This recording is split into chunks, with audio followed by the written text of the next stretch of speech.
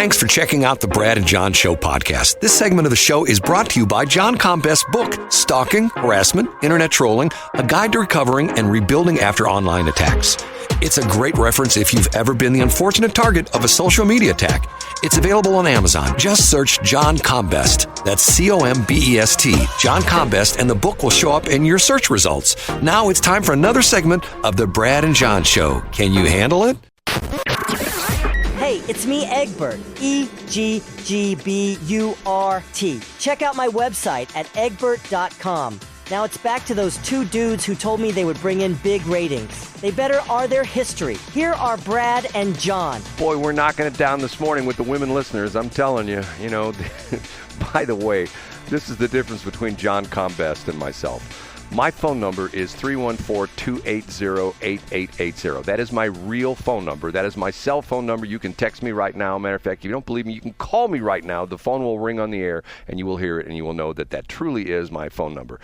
If you were to try to get John Combest's phone number, you'd have to call the CIA and have them do a Freedom of Information Act and have the Russian spies try to get you his phone number, because that's the difference between John and I. John doesn't want anybody calling him. I can tell you, call me at 3 o'clock in the morning, I'll answer the phone. Right, John? That's a big difference between you and I. That's true. By the way, I got a nice email a while back from smartest woman in the world. Did she tell you that she emailed me? No, she didn't email you. No, she really did. It was like, it's an email account that I don't check very often, but she had it, and I haven't read it yet. I saw it in my inbox. I haven't opened it yet.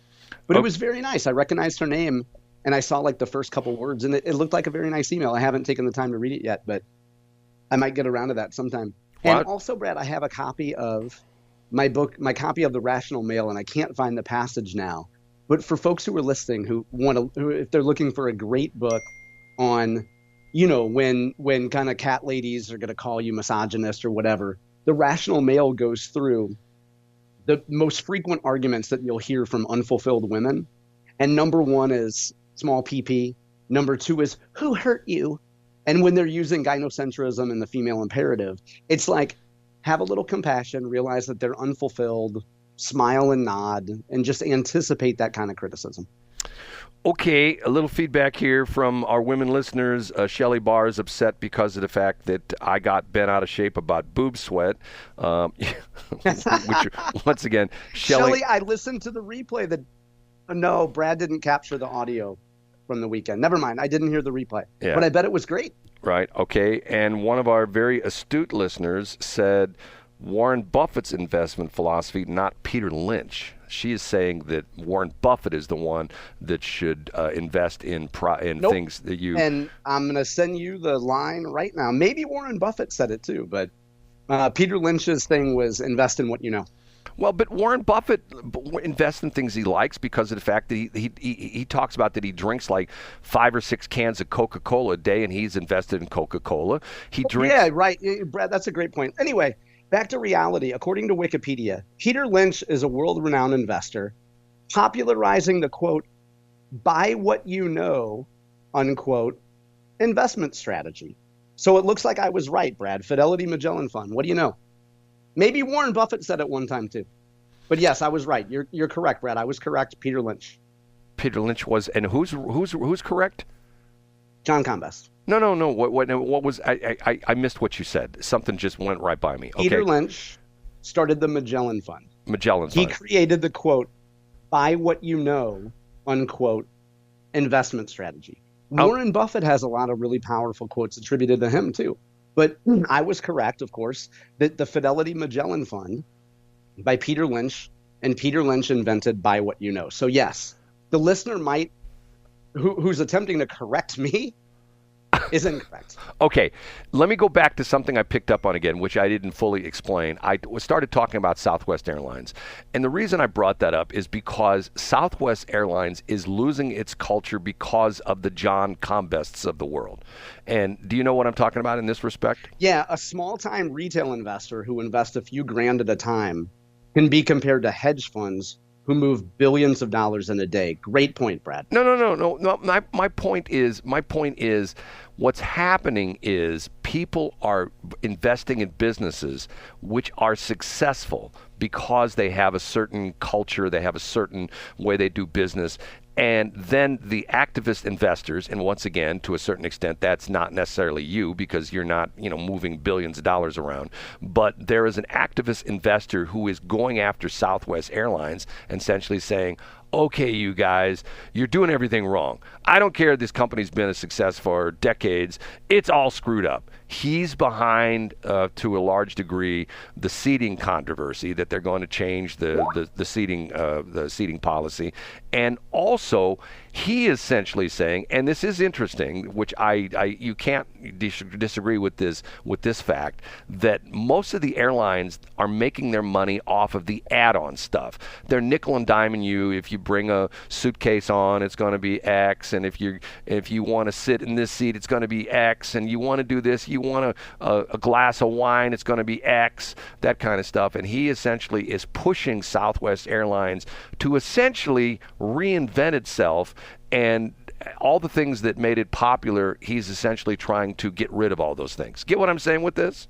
I do, yeah. Well, but see, to a certain extent, to a large degree, you see this happen in so many different industries where you get these activist investors, and probably the classic example of that is the Carl Icahns of the world that don't care that they destroy companies, they don't care that they destroy communities, to a certain extent. Let's look at the TWA situation, which, to a large degree, Lambert Airfield, which used to be, when I was still flying helicopters back in the day, way back when, Lambert was in the top 10 busiest airports in the country almost every single month. There was a new report that came out every month, and sometimes we were top 5 because, TWA was a hub and all the various airlines connected through here.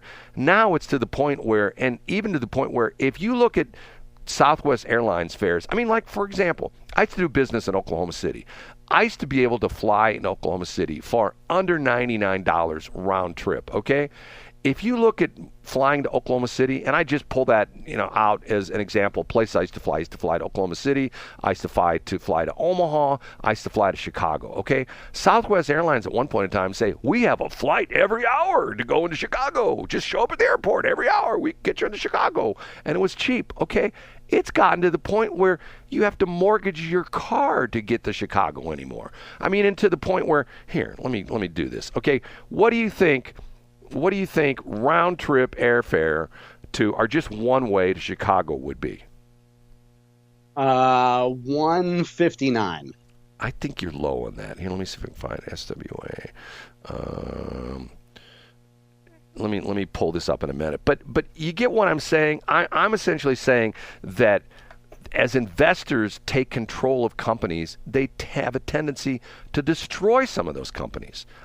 Look at the situation. I disagree, because that's not true. But what you're talking about is when you don't mean investors, you mean hedge funds or guys like Elliott Group, which is the group that you're talking about with Southwest Airlines. Big hedge funds, you say, when they go in and they purchase a large piece of the company because they want either board of director spots, or more influence. You're saying that their best management practices and their worldwide business expertise hurts the company, is what you're saying. Well, I'm saying because they're looking to make the company more profitable and more successful, and that hurts the company. But a lot of times they don't succeed and they end up destroying the company. Do you hear stories about when they do succeed? Well, once again, it's not guaranteed. John, business. That's why it's called an investment, Brad, because it's not guaranteed. And there are going to be popcorn throwers who sit in the side and say, in my day, this company was owned by mom and pops. I can't believe these investors are seeking to make a profit. Okay, flight, let's move past that. Okay, flight 11, 8:25 a.m. It's trying to get fares. I do this maybe tomorrow, where I'll prep on this. But I know I looked at some fares just for grins, because I used to fly to Omaha every stinking week. Every week I would fly back and forth to Omaha. I used to be able to do it for, sometimes I think it was under $99. I think like, $99. And I get it. Things have gotten more expensive. Jet fuel's gotten more expensive in the whole bit. But the crazy thing about it is, and let's see if I can find this. The thing that gets me about this, okay, because let me see if I can find. Okay, let's go to Oklahoma City. Okay, for an example, Oklahoma City, and I'm going to St. Louis, Oklahoma City, and I'm going to do. It's just going to give me flight status. This is uninteresting radio right now. The reason I wanted to do this is because I looked at this recently, and both Omaha and Oklahoma City were interesting in the respect that of the 5 or 6 flights that were available, there was only one of them that was a direct flight. The others, I mean, like for one of them took me to Omaha, took me to Las Vegas, and then back. I'm going like, okay, explain that to me. How in the world is anybody making money if they're flying my butt from St. Louis to Omaha, but yet they're flying me, 1,500 miles to the west and then 1,300 miles back east? How do they make money at that? Does that make any sense to you?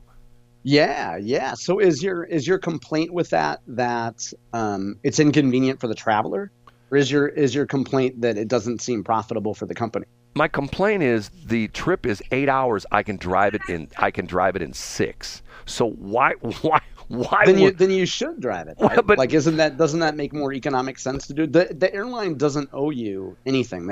Southwest Airlines doesn't owe you an efficient flight. Like if you want to fly and not sit your sizable self in a car and be cramped up for 6 hours, then you should pay extra for the ability to sit in an airline seat and not drive.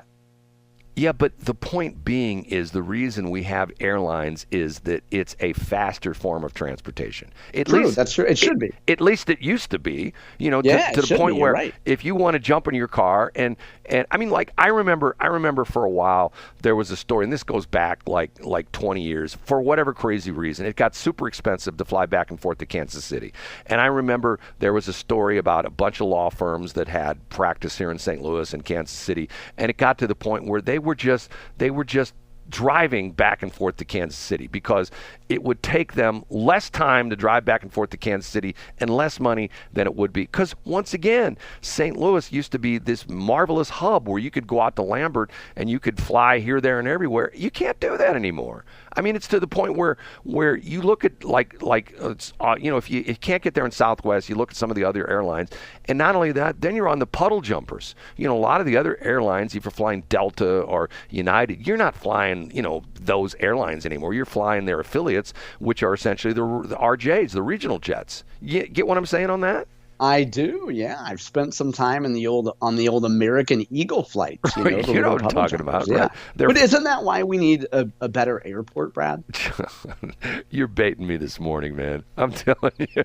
No, isn't that like you just made the point that the airport isn't very good? Shouldn't we just invest a little bit more money, Brad? Oh, just $2 billion to tear everything down and start over again. That's all we need. Remember, you and I talked about this.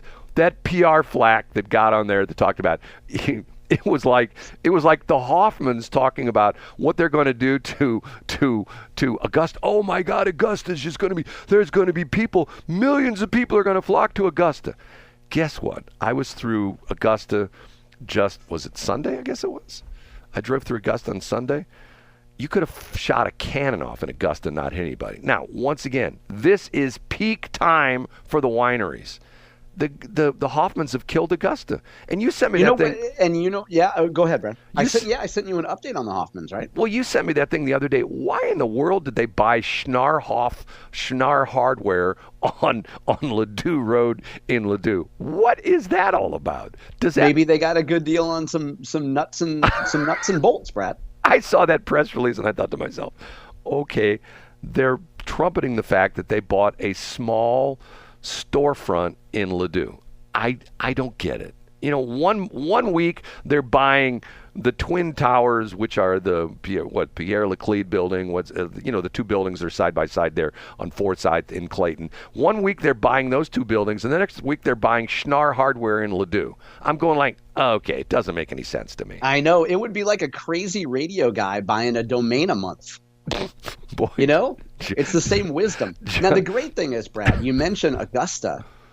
I heard a great idea that there's a radio station in the Washington, Missourian area that should play like kind of yacht rock on the weekends for all the people coming to and from the wineries. I was on Westplex.social, and a gentleman named Info Dude, I don't know if he wants me to out him, but Info Dude said that we should play like a yacht rock on the weekends when people come to and from Augusta. But because it was on Westplex.social, the guy that created the website didn't even bother looking at the message. So I wanted to relay that to you because I think it's a pretty good idea. I'm well aware of that, and notwithstanding, Info Dude is a great guy. Him and I have discussed this at length, and I essentially said to him, no way, Jose, because of the fact that, first off, those people aren't going to listen to our station anyway, and second off, it's to the point where there's nobody going to Augusta anymore. You know, I mean, it's just, man, Hey, what I heard though, Brad, about the